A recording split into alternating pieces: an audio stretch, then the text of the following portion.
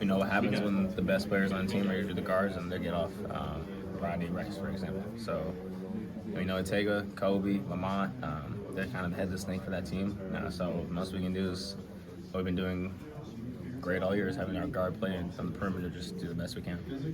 We've talked a lot about your leadership over the last few weeks. When you decided to come here, did you know that was going to be your role? Yeah, I first visit here, Coach Underwood talked to me, and he was telling me he's going to push the hell out of me, have the most expectations for this team, for sure come at me. So, you know, my third year, I played on a winning program, gone around the block for March Madness. I won a title. I mean, he told me all these things before I came here, so I knew what I expected, but it was no problem for me. Has it evolved at all this year? For sure. Just with certain aspects, I didn't know what my role would be for this team when I got here. I didn't realize that would be like, you know, setting the pick and rolls for guys at times. So I think they've just helped me introduce new things into my game and then try to make it as most comfortable for me. But I think I've adjusted really well. You know, it's been 5 straight NCAA tournament appearances under Brad Underwood. How does he sort of create that winning culture here? I think that just starts with his own mentality.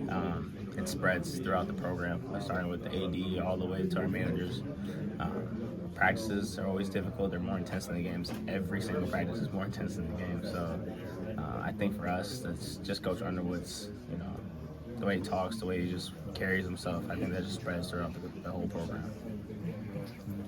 You've been part of a lot of teams that are kind of built from scratch at times. Like, how does this group like kind of coalesce and mesh together like better than maybe some other rosters? I think we've done a great job of that.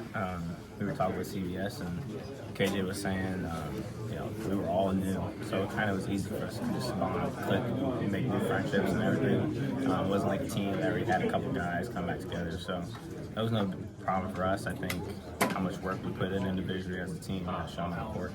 I feel like the way you guys play, it's like not a lot of positional overlap. Like, what's it like to play on a roster? It feels like you don't have like, you know, pieces that kind of butt out. It's like just what their strengths are. They watch a lot of NBA stuff, so that's kind of like how our offense is based off of. I think it's helpful for all of us to learn that stuff, especially the main goals against the league at one point in our lives. So being positionless is we're all very versatile. I think they've done a great job, though, just introducing that and just trying to make stuff easy for all of us. Kylan, you guys seemed pretty dialed in defensively against Xavier. What was the key to that? You thinking, did that week of preparation play into that, you think? Yeah, we didn't know we were going to play them until basically the night before, so I think it just all started with us, how much effort we went into that defensively in practice. And I think all those guys kind of just took on that approach that I've been having, that we understand that if we want to win these games, that we have to be a totally different animal on defense, especially with a mature team like Xavier. They run their offense. They never get unpoised. Like, they're always going to do whatever they can to get the best shot. And I think we did a great job last night. How much film have you watched personally? We've heard the stories of what you do with your assignments. I'm going to find out on our second film when we get back to the hotel who my matchup is. I think I've already said this, my biggest advantage for me this year defensively has been how much film I watch on guys.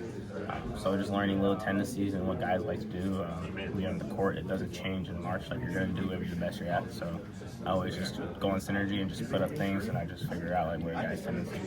What is it about defending a team's best player that you just relish, you enjoy? Because that might be something that a lot of guys might want to show. I mean, you got a guy who go out there and get 20, you make him score under 10. That's one of the better feelings for me personally. I love that feeling. I just take a lot of pride. So I think defense sometimes can be like lost in the water with people's approach and mentalities. But also this program is big on that too. So I know that I'm probably the best on-ball defender on the team, and Coach Underwood just making sure I do my job. That quick scout you guys had for Xavier, does that kind of help you now with Kentucky with a quick turnaround? Yeah, for sure. We kind of watched a couple games so far. They already coaching Tila, you know, it's a great advantage to have for us on our team. But it's no problem for us. We just got to keep watching them some more. You have two kind of blue blood college basketball programs.